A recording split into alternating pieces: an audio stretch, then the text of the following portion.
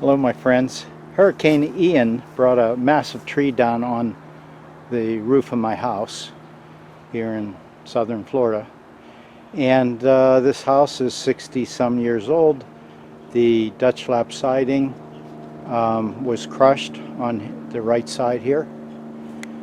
And I was not able to find siding to replace it. So my option was make my own. So I'm going to show you how I set my table saw up to cut this siding. I had removed all the siding on the left side except the very bottom strip, and I salvaged pieces that weren't smashed. So that cut down some of the siding that I was left to make. So the wood that I used was pressure treated. This house stood a number of hurricanes with minimal damage, but it couldn't handle the tree. This is the siding. It's a Dutch lap.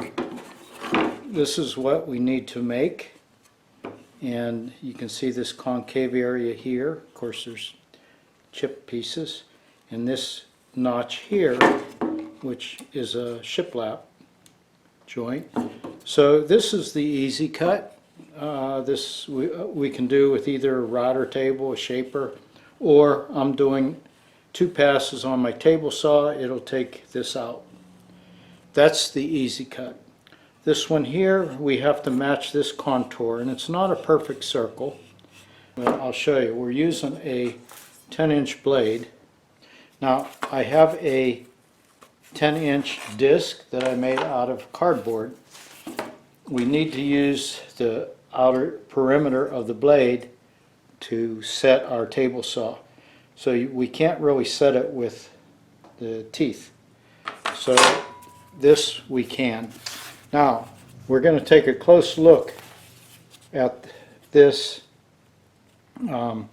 Dutch lap, this concave area here. Okay, we need to see that gap. Okay, as we turn this,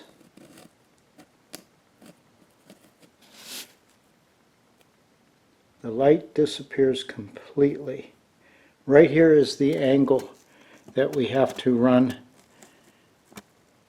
the board through the saw.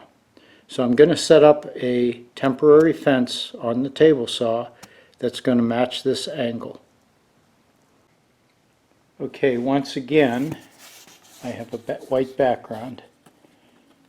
Here you can see the light shining through, and I'm going to rotate the disc, and right there the light is gone.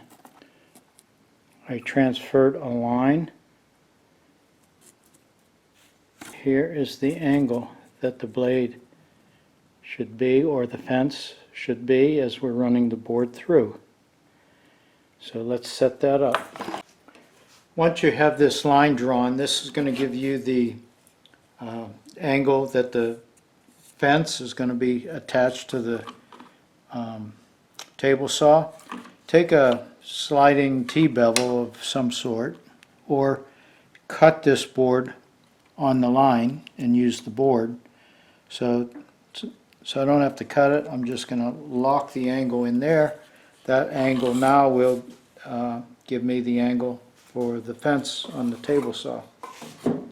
Now, in order to get the fence set in the right position on the table saw, we need to know the approximate angle, which we have here with the sliding T-bevel. We want to set the blade half the width of the board, or just slightly above that. So I'm going to use this to set it with the height right there. See it just nicking, and it's at the top of the blade. Okay, now the height is set, and we need the cut at that height to finish right at this edge of the Dutch lap of the curve. So that edge is going to be right where the blade just touches the table. This tooth right here, this has to be tangent or at the same point. And the board has to be at the proper angle, so I can set one edge with the slot in the table and the angle right there. Right there it's set. Okay, now holding this board, I'm going to lower the cutting blade. We're going to set our fence right there, and now we clamp it down to the table. With the fence secured, we check our angle to make sure that it maintained, and we are right on with the angle.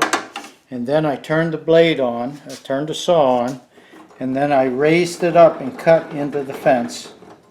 Okay, then we're checking to see that when it's raised to this height, that the bottom of the blade just meets right there, just touching. And you can see the bottom down here.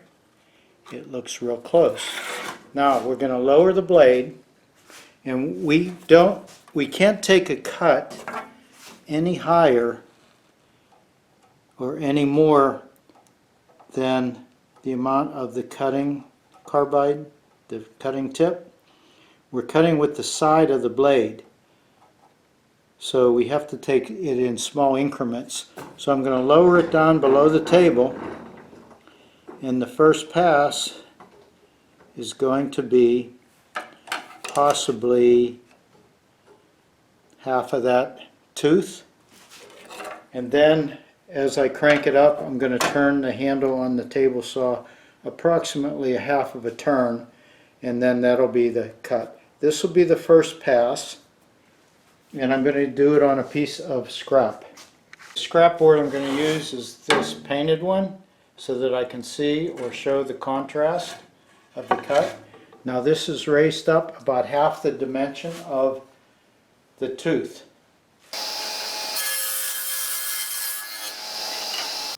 There you can see the cut, first cut, and you see the depth. It's about half of the depth of the carbide insert. I'm going to raise the blade another maybe half a turn. I'll make another pass.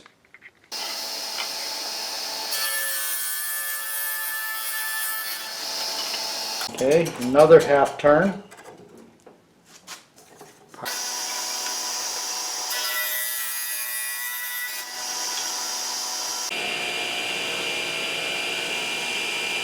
And one more.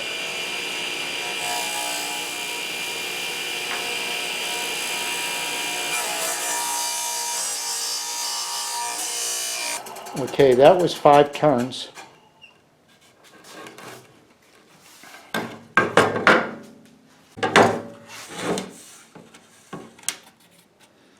Perfect. Now let's cut our board. Now when I cut the board, I'm doing a longer board and I'm working by myself.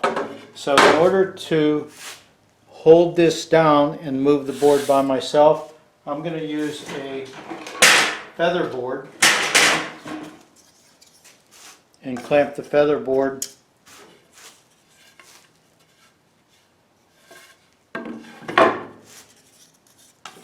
over top of the blade like this.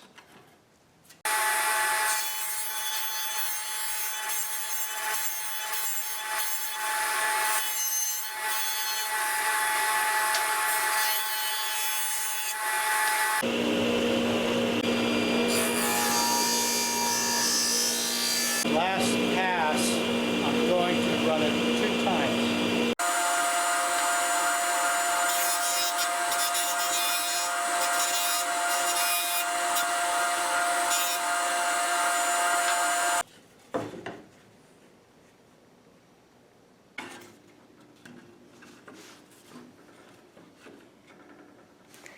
Okay, now we're going to cut our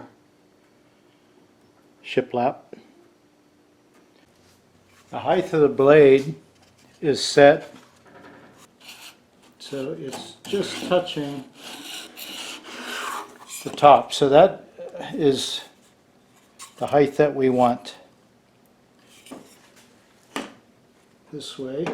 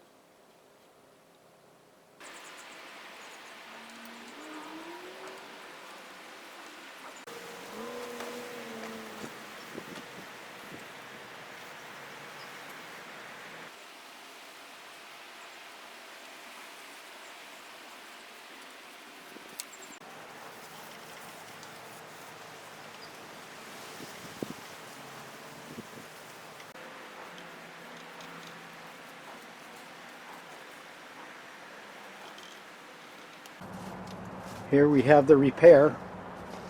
The roof is on, siding's on, and 2 coats of paint. Never know the tree come down on it. That's it. Thanks for watching, my friends. Bye-bye.